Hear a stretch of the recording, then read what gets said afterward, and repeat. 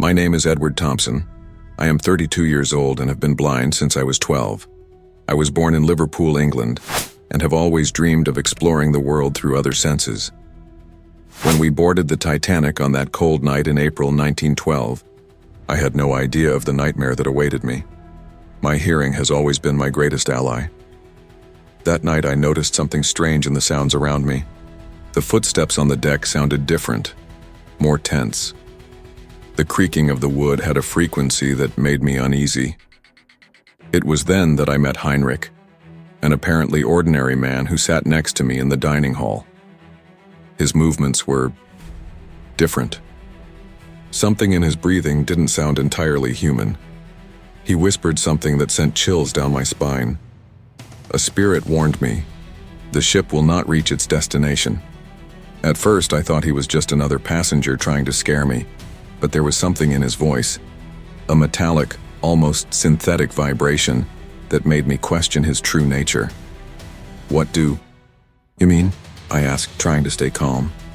Heinrich leaned closer and I could smell something strange. It wasn't human sweat. It was something chemical, almost metallic.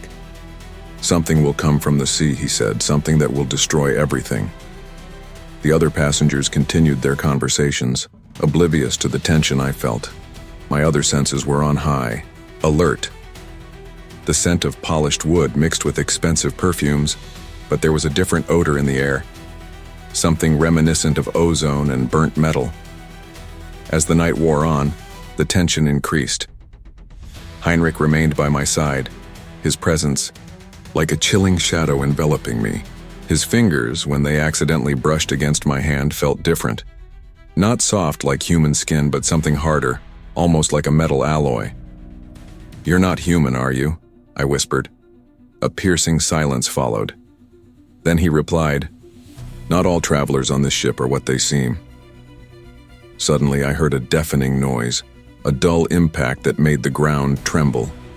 My other senses picked up the panic around me, screams, rushing footsteps, metal bending against cold water.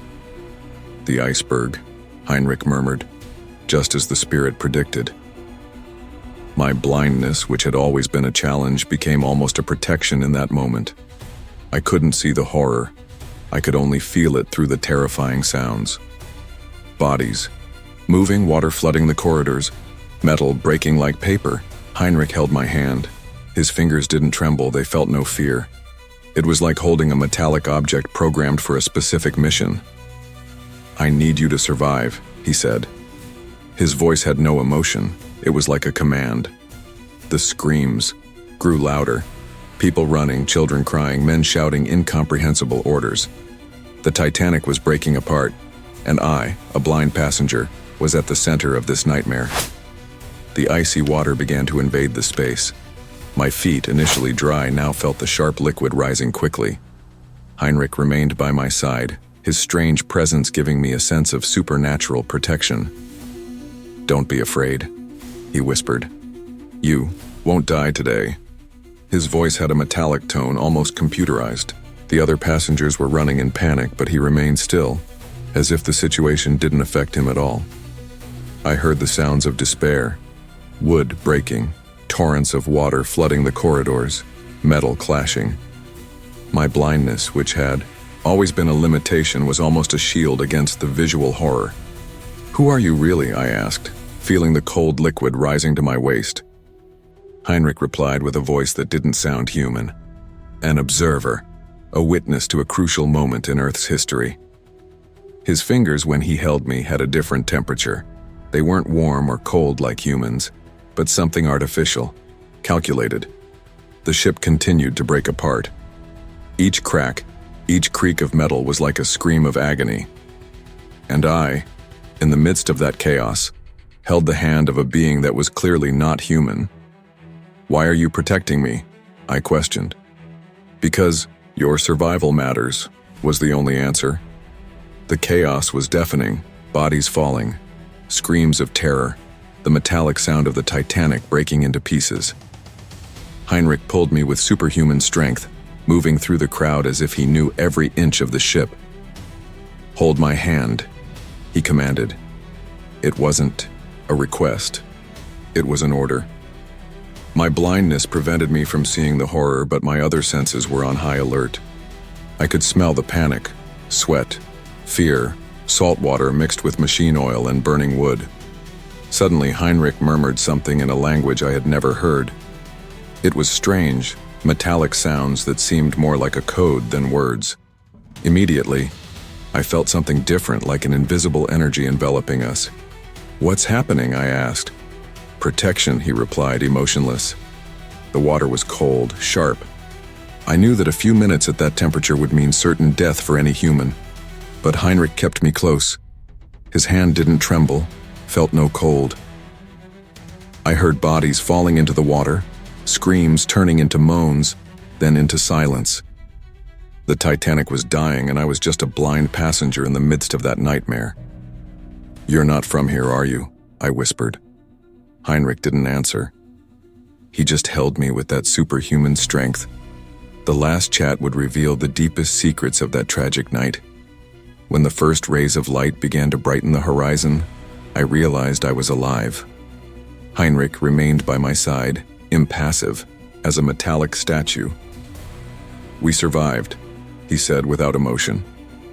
The sounds around us were of death and despair, bodies floating, driftwood, distant moans of people fighting against the extreme cold. My blindness at that moment was almost a comfort. I couldn't see the bodies, I could only feel them. Heinrich explained fragments of his true identity. He was not human, but an extraterrestrial observer sent to document crucial moments in Earth's history. The sinking of the Titanic was one of those points. "Why did you save me?" I asked. "You have a future role," he replied, enigmatically. His hands no longer seemed human. When he touched me, I felt a metallic, almost electronic texture, a being that observed, recorded, but did not feel. The rescue boats were approaching. Cries for help mixed with the sound of oars cutting through the cold water. Heinrich remained still, as if that chaos didn't affect him. "No one will believe my story," I murmured. He smiled, a smile that resembled an algorithm more than a human expression. "Exactly," he said. "My survival was a mystery. A blind man protected by a being that was not human, in the midst of the greatest maritime disaster in history. The Titanic was sinking. I was alive. And beside me, a being that observed the tragedy as if watching an experiment. The true horror was about to be revealed."